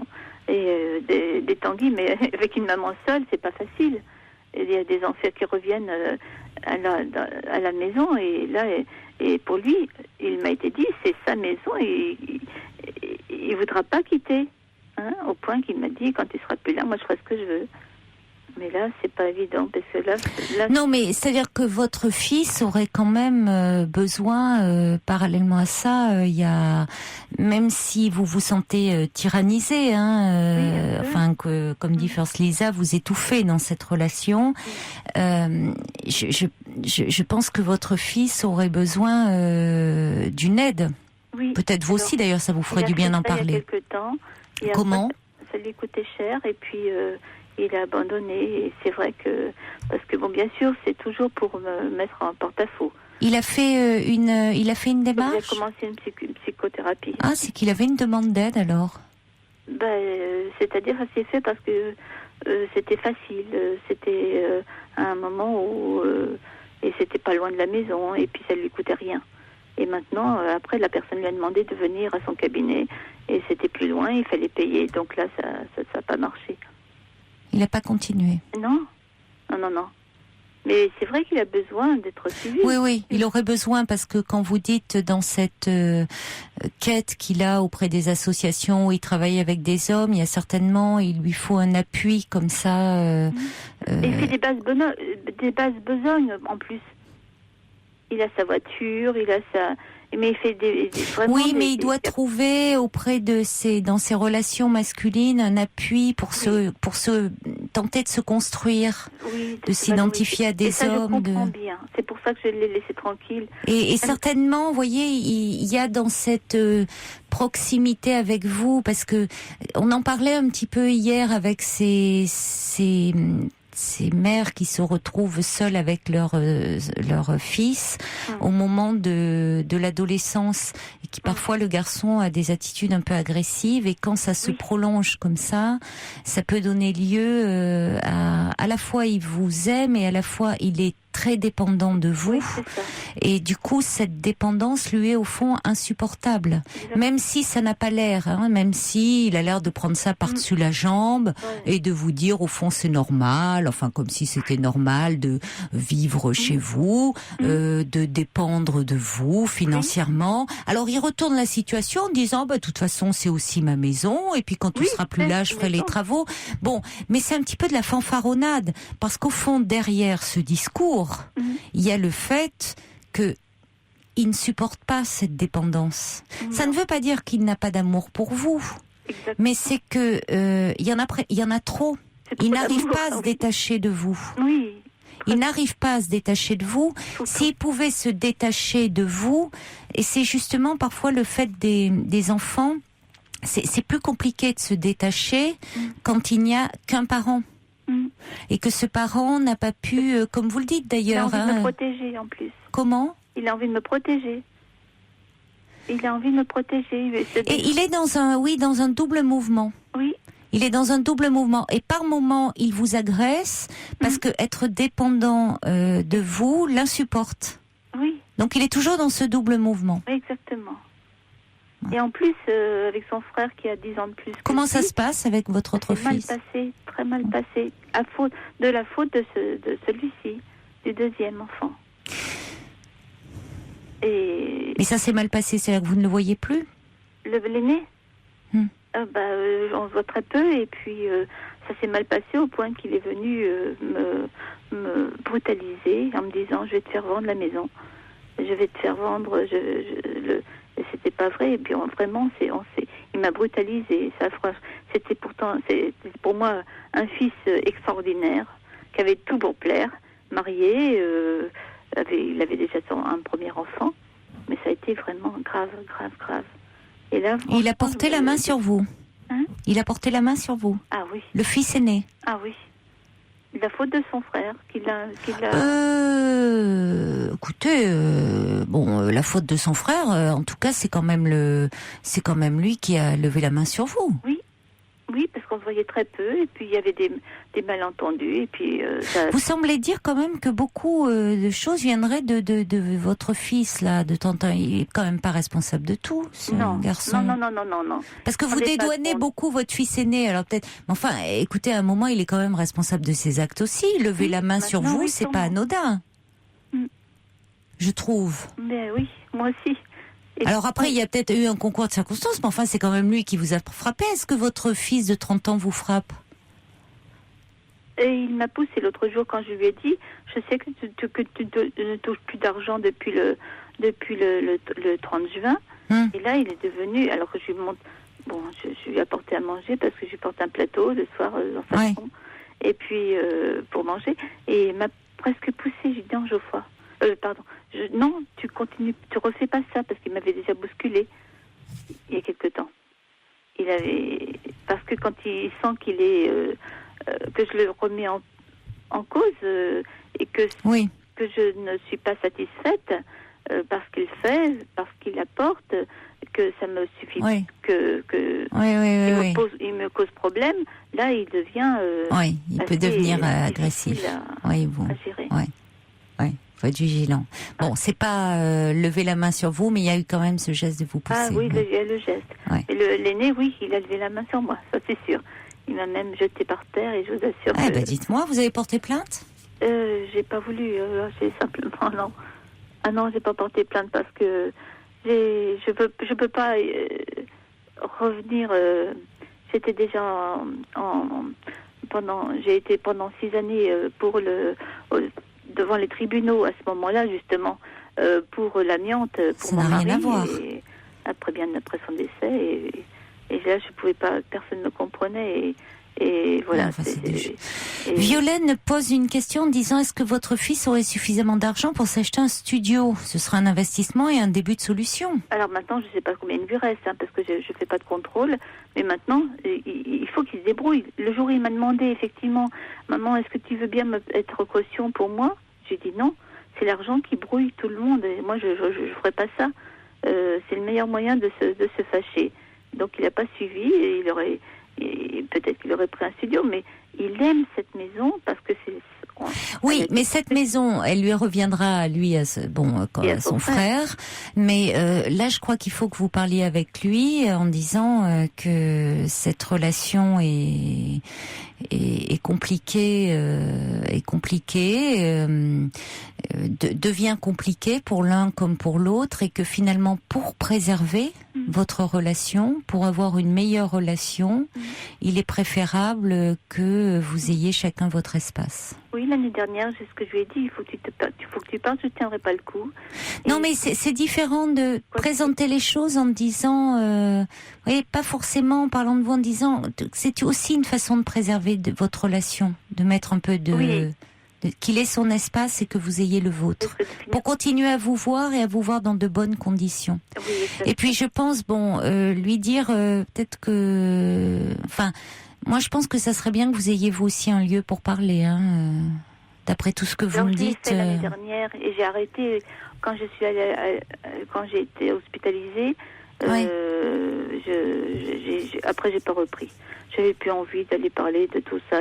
Pourtant, vu ce que vous me dites, ça serait pas du luxe. Hein. Non. Vraiment, il y aurait beaucoup de choses à dire. Vu les relations extrêmement conflictuelles. J'ai des projets pour ces temps-ci, et puis je me suis dit, je reprendrai bien la psychologue, mais j'avais l'impression de ne pas avancer non plus. Et puis, oui, mais enfin, étant donné les relations quand même très conflictuelles, ça vous permettrait de vous positionner différemment.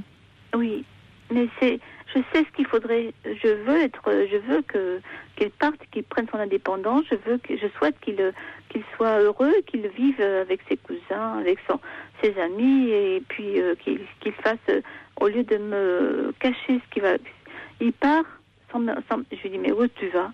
Et il veut pas me le dire. Et puis le soir, il est tout content de me dire tu vois, voilà ce que j'ai fait, puis qu'il a été utile et que. Mais c'est bien. C'est important aussi de le valoriser comme ça. Oui. Il y a, si vous voulez, il a besoin. Il a besoin d'être reconnu, c'est ce que dit Ava. Il est aussi sollicité pour des qualités réelles.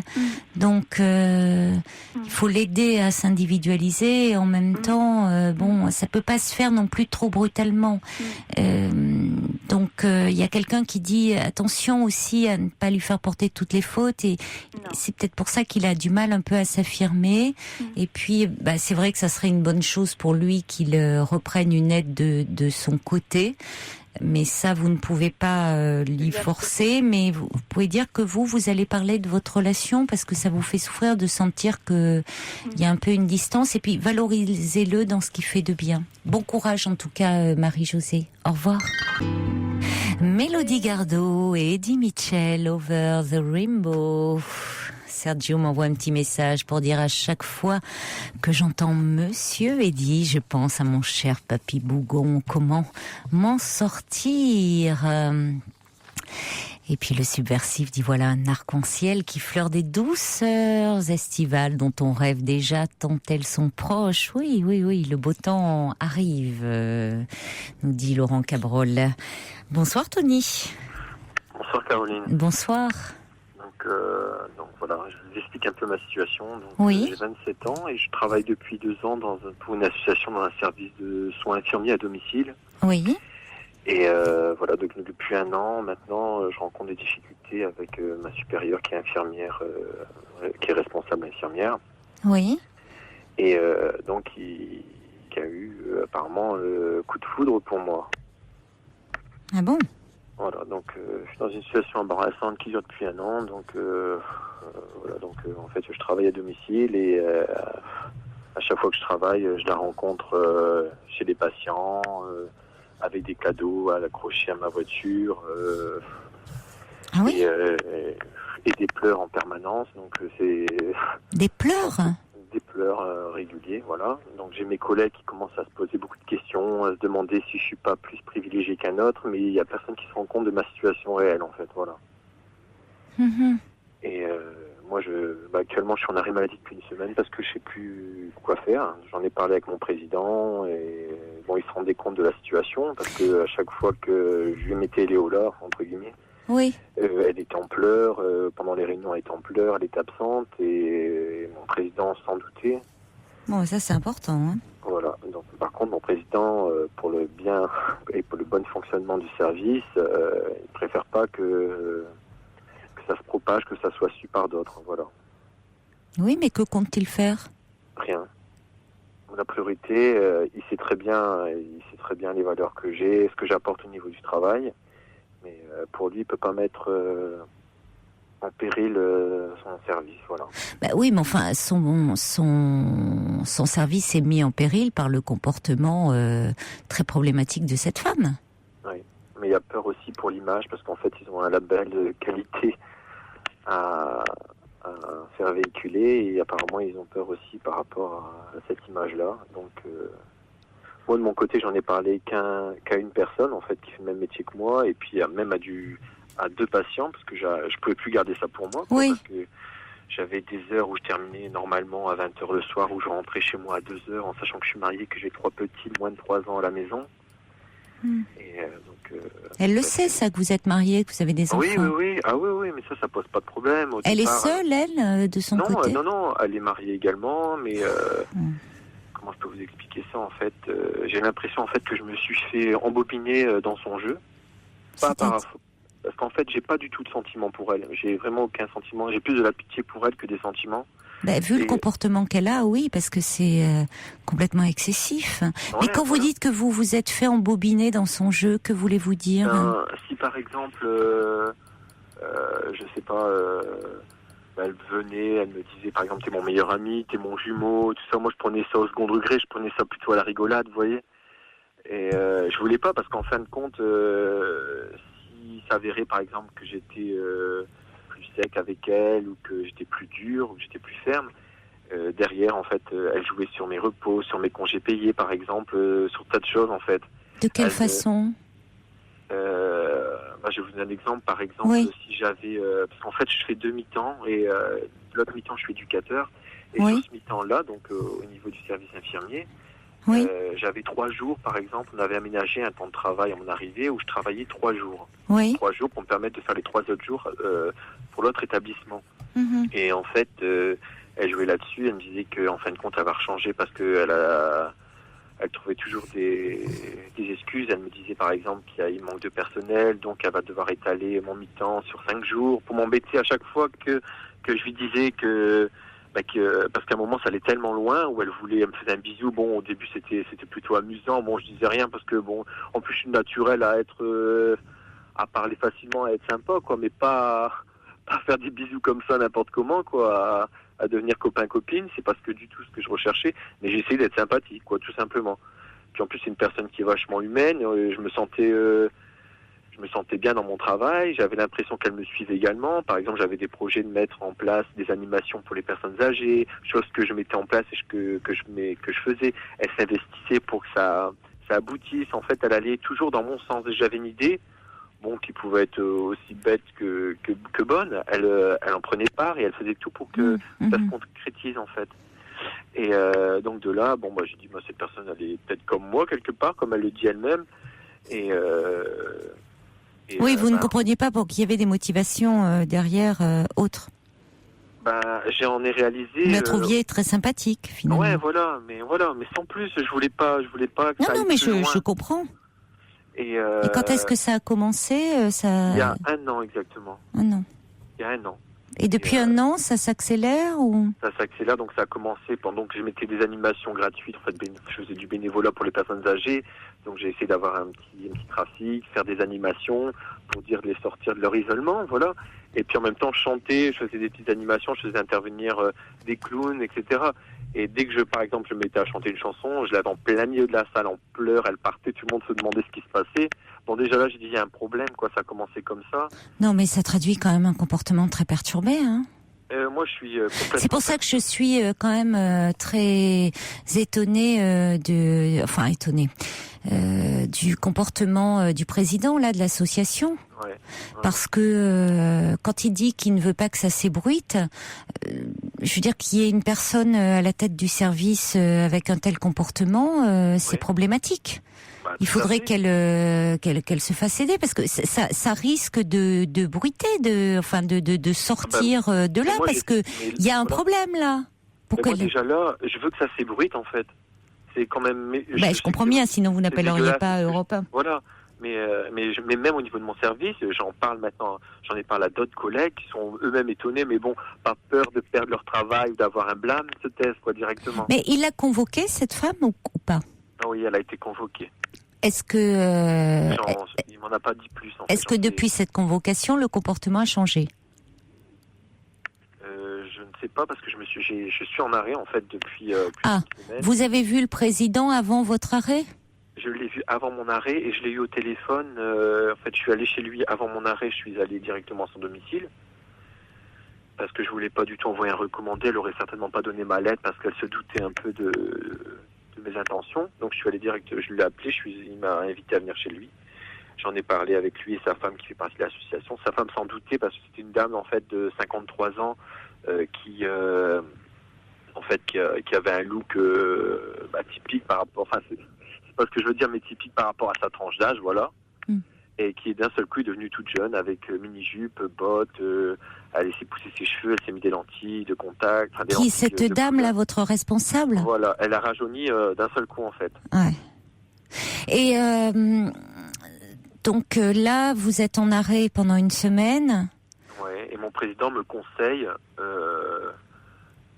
de ne rien dire. Il l'a convoqué donc. Oui, il l'a convoqué. Bon, alors, à votre retour, vous allez bien voir.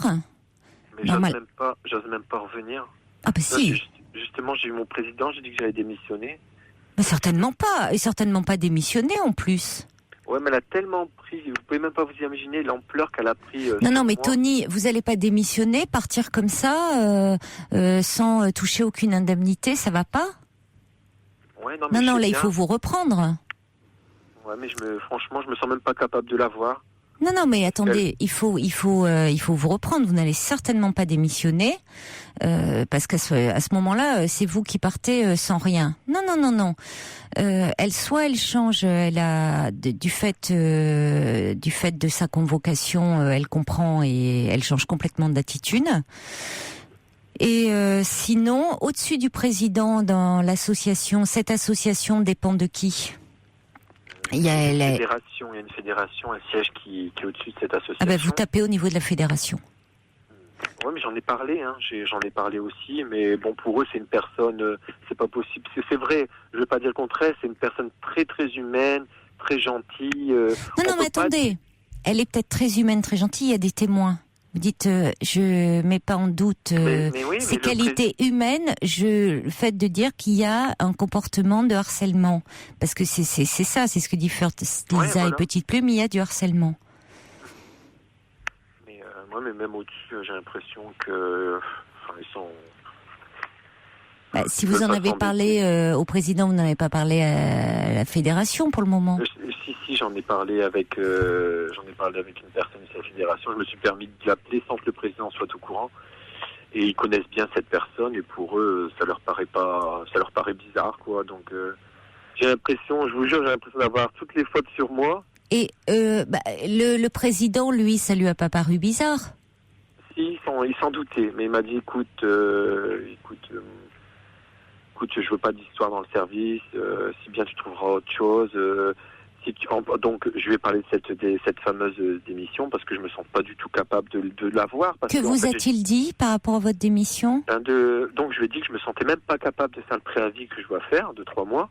Et il m'a dit il m'a laissé 2 heures, il m'a appelé 2 heures après et il m'a dit écoute, donc il a vu avec un responsable du service et il m'a dit écoute, si tu fais un courrier que tu ne porteras pas plainte, le préavis sera accepté.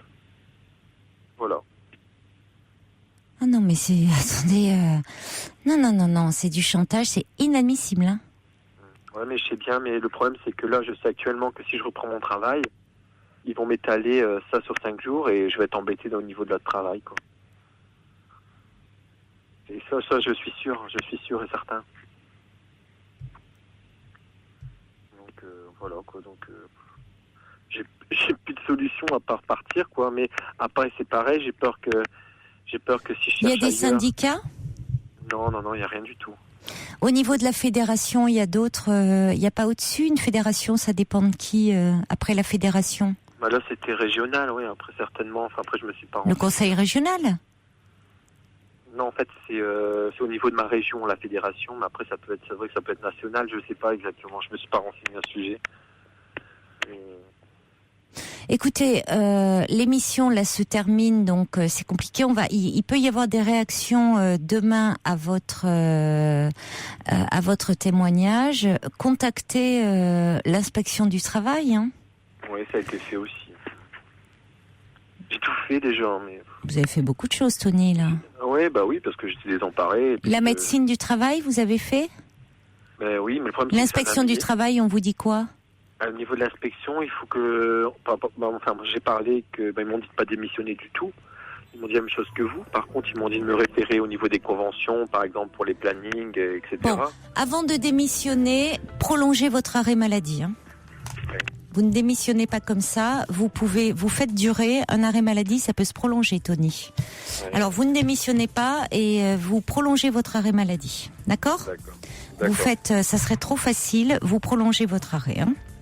Vous faites durer comme ça, vous réfléchissez, vous recontactez, vous voyez un avocat, mais vous laissez pas les choses en état. Hein. Vous prenez, là vous êtes sous le choc, il faut prendre le temps de réfléchir.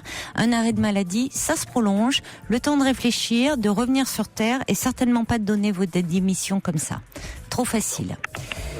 Bon courage, Tony. Je vous remercie beaucoup, Caroline. Au revoir.